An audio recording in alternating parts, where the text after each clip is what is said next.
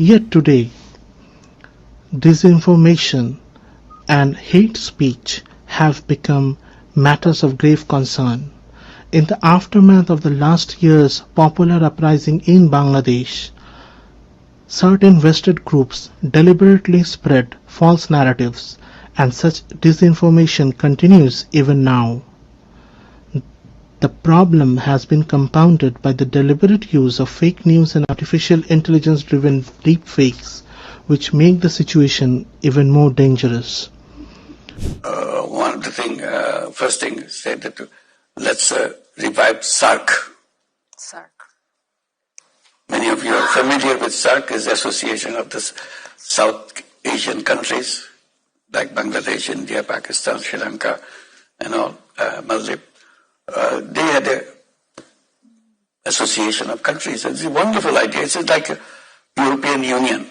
That was a kind of image in which the SARC was built. But somehow, one of our neighbors didn't like that framework. So it became almost a dead organization. The first thing we said, why is it dead organization? We want to collaborate, we want to help each other, we want to be associated with each other. We said, imagine we're having a European Union type. We can visit each other. That's the dream behind SARC. We don't need a passport. We don't need a visa to go. We need a passport, but we don't need a visa to cross each other. We can do business. We can settle down in any country in the South Asia. This is a wonderful idea. The young people will be going into any direction they want to meet each other. Now we talk about religion and so on. The more movements happen, friendship happens, all this become small things in their life. Literally it's dead. It doesn't happen. So we try to encourage the countries, let's go back to do that. Why we cannot do that? ASEAN is functioning. I said, why don't we become members of ASEAN? This would be good connection, even if when the SARC is revived, Bangladesh becomes a kind of a connecting point between ASEAN and SARC. So I'm emphasizing on that. And ASEAN chair right now is Malaysia. Anwar Ibrahim, the Prime Minister, he got very excited. He's a good friend. He got very excited. He said, yes, of course, we'll welcome you into ASEAN. But he may have a very warm feeling for us, but we need the procedure where all the ASEAN countries have to say yes. It's not easy to get everybody's yes right away, particularly Myanmar, which have problem with the Rohingyas. So they may not come forward.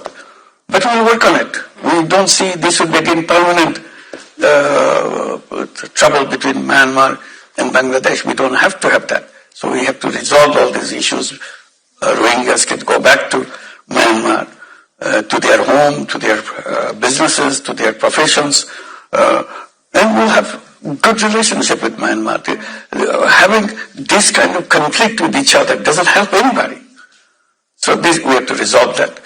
So hopefully, if it's resolved, then we become ASEAN member. But in the meantime, we can have informal membership in ASEAN. That's one way we can do that. And this is what we have been applying, that we can become an informal member. There's a provision there that we can do that. So ASEAN would be a good place to go. So we want to build that up, regional harmony and regional interconnectivity, etc., etc. We bring it down to Bangladesh also in a different way. I said, look, Bangladesh economy is defined by the boundaries of Bangladesh. But why we remain ourselves within the boundaries of Bangladesh? This is a very narrow way of looking at yourself. I said, why don't we look at the neighbors, like Nepal, Bhutan, and also the 7 states of India, which is on the eastern part of Bangladesh. There are 7 states who don't have any access to the ocean. So these are landlocked countries and landlocked region. So we don't have to. The Bay of Bengal is right there. We all share Bay of Bengal. So that you can access the rest of the world and we mutually benefit. Because you have to go through Bangladesh, you can invest in Bangladesh, Bangladeshis can invest in your territory, and anybody. That's what the whole idea of the SARC.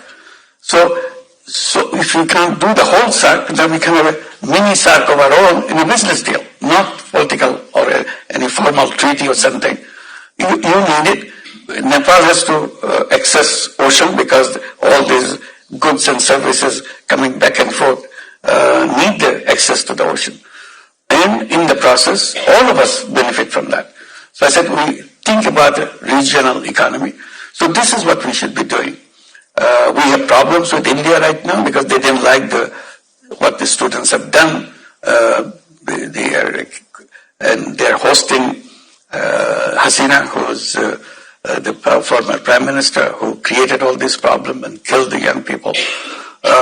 And that creates a lot of tension between India and Bangladesh. Also, there's also fake news coming from the other side, making all kinds of propaganda that this is a very bad thing, this is an Islamist movement. And